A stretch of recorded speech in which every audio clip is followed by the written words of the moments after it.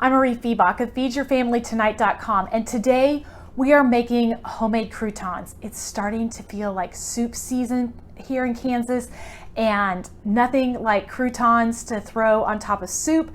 You can put them on salads. They are so simple and easy to make, and when you go to the grocery store to buy them, they can be a little bit expensive.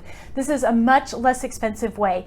Last week I made crustless peanut butter and jelly sandwiches, and I saved some of my crust here, and so you can use that, or you can use just regular slices of bread.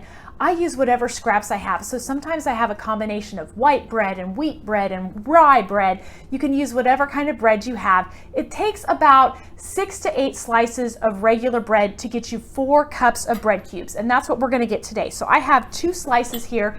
It's also a really good way to use up the heels. You know, my kids are kind of picky and they don't prefer eating sandwiches with the heels. So I use the heels to make croutons, and that works great too. So it's a kind of a good way to use up the heels of the bread. But what it takes here is about 4 cups of cubed bread. You're gonna have your oven preheated to 350 degrees, and then you're going to have 4 tablespoons of melted butter. I'm using unsalted butter because I'm going to add salt.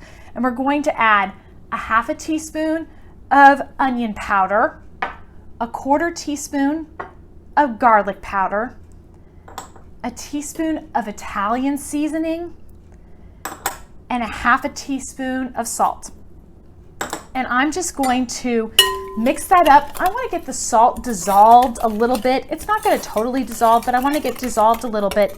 And then I'm going to add the 4 cups of bread cubes. Now it's really important to stir this really, really well. You're going to want to stir it longer than you think, because that helps get the butter distributed all over the breadcrumbs.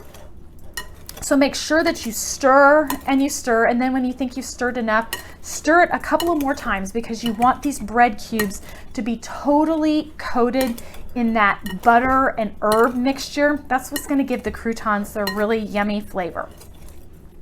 So once you've mixed these really, really well, you're going to put them on a sheet pan and bake them in the oven at 350 degrees for about 23 to 28 minutes.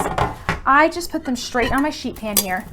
You can, about halfway through, go in and kind of shake the sheet pan a little bit to kind of get them. You don't really have to stir them that much, but I sometimes like to shake the sheet pan a little bit to kind of loosen them up on the pan so that they don't stick. Again, 350 degrees for about 23 to 28 minutes, and you end up with these crunchy, crispy croutons that are perfect for snacking or putting on top of soups or salads. The full recipe is at feedyourfamilytonight.com. And if you have questions about the recipe, always join me in the Feed Your Family Tonight Facebook group. There are so many fun things happening there, and I'd love to have you join me in the Facebook group.